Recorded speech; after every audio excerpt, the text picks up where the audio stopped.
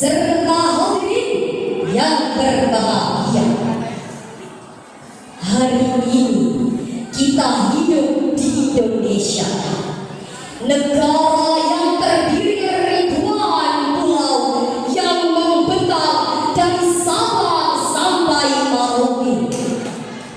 Hal tersebut yang membuat Indonesia kaya akan keanekaragaman suku, ras, budaya, tak terkecuali agama.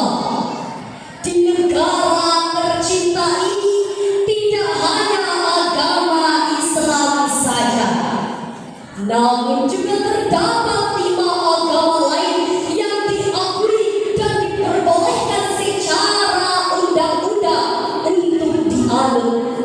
Antara lain Protestan, Hindu, Buddha, Katolik, dan Konghucu, yang mana untuk menjaga keutuhan bangsa kita sangatlah dibutuhkan yang namanya moderasi beragama.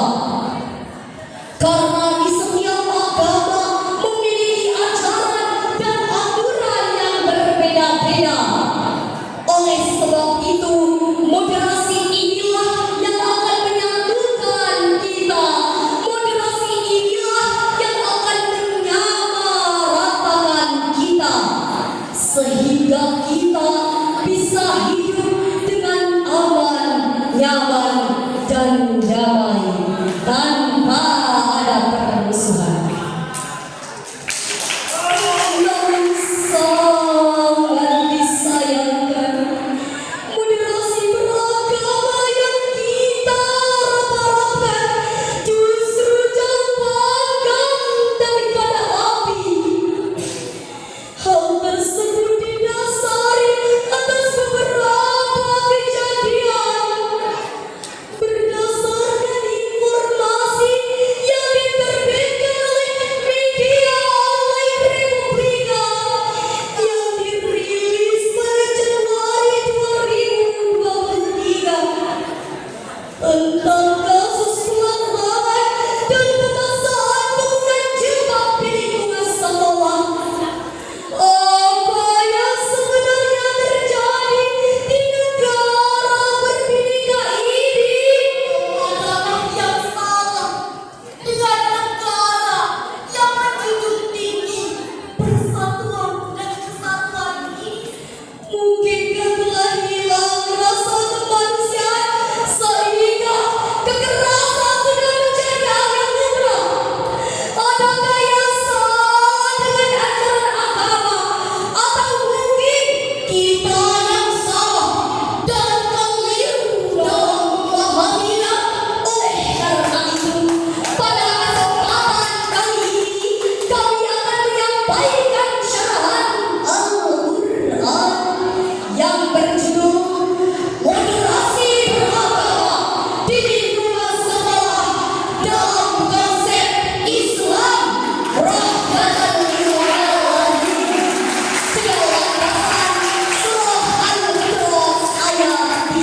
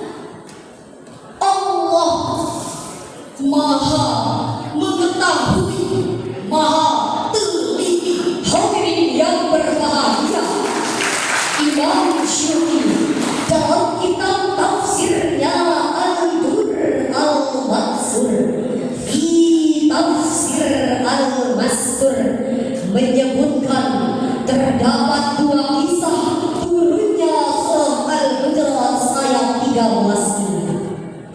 Kisah pertama adalah pada saat Rasulullah SAW memasuki kota Mekah. Pada peristiwa Fathu Mekah, Bilal bin Rabah naik ke atas Ka'bah dan menyerukan azan. Maka sebagian penduduk Mekah terkaget-kaget. Ada yang berkata, bukan kita inikah yang azan di atas Ka'bah? Yang lain juga berkata, jika Allah membencinya, tentu akan menggantinya. Dan kisah kedua berkenaan dengan profesi Abu Hind sebagai seorang pembekal. Rasulullah SAW kemudian meminta kepada Bani Bayadah untuk menikahkan putri mereka dengan Abu Hind. Akan tetapi mereka enggan melakukannya dan memberi alasan jika Abu Hind merupakan bekas budak mereka. Sikap mereka sangatlah keliru bahwa kemuliaan di sisi Allah bukan karena keturunan atau garis kebangsawan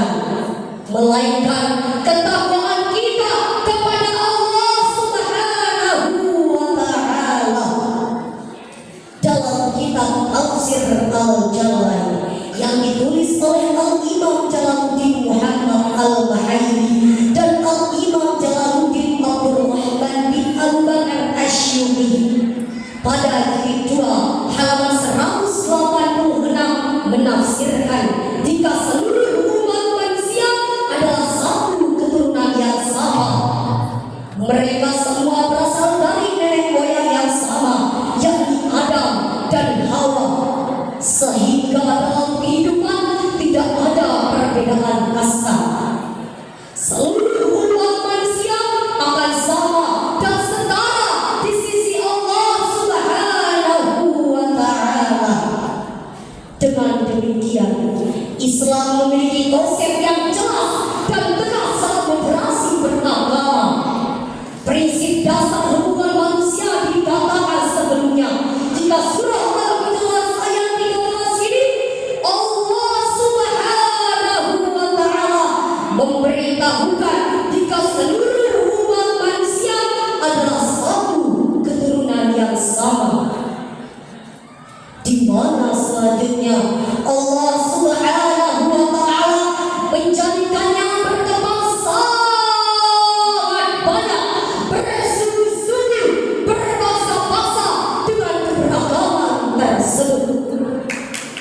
Allah Subhanahu wa Ta'ala memerintahkan seluruh hambanya untuk saling mengenal satu sama yang lain. Dalam perbedaan yang ada pada penciptaan manusia adalah rahmat dan kasih sayang dari Allah Subhanahu wa Ta'ala. Sebagaimana sabda Rasulullah SAW, al-ikhtilafu ummati rahmat. Perbedaan dari umatku adalah rahmat. Jika seluruh umat manusia melaksanakan perintah dan menjalankan sikap moderasi beragama, maka Allah Subhanahu wa Ta'ala akan melimpahkan ampunan dan keberkahan kepada kita semua. Sebagaimana firman Allah dalam Al-Quran surah Al-Ma'idah ayat 9.